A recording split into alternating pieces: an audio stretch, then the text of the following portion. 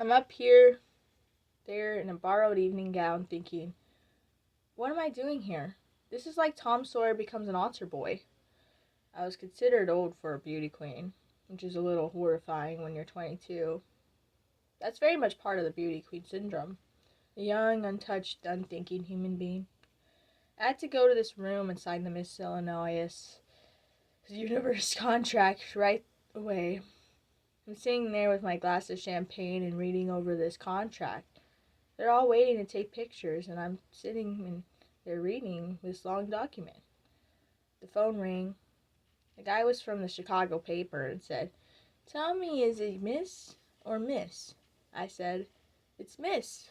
I thought I was a feminist before I was a beauty queen. Why should I stop now?" I won the Miss USA pageant and started to laugh.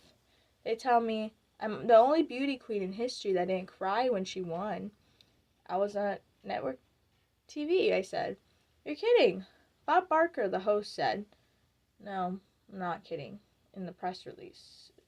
Bob Barker, the host, said, "Nah, blah, blah." In the praise release, they called it the Great American Dream.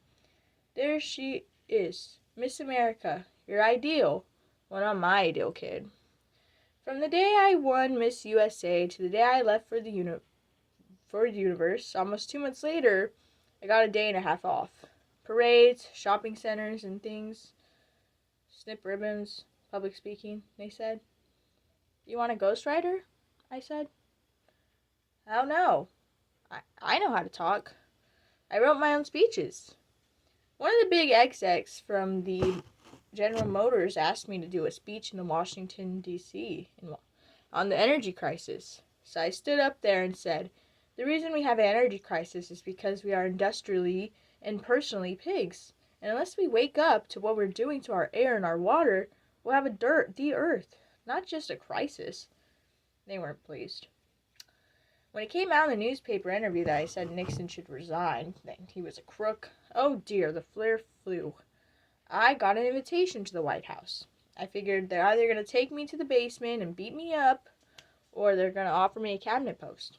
I was dying to bring a tape recorder, but I thought if you mentioned the word Sony and a tape recorder, that to have cardiac arrest to the White House. When one of them in the Nixon White House, one of them got me in his office and talked to me all about all the journalists and TV people being liberals. I brought up blacklisting, Agnew, Pentagon Papers. He changed the subject. The final evening, they call over the PA. "Time for the old queen's walk." I'm not 23, and I'm an old queen.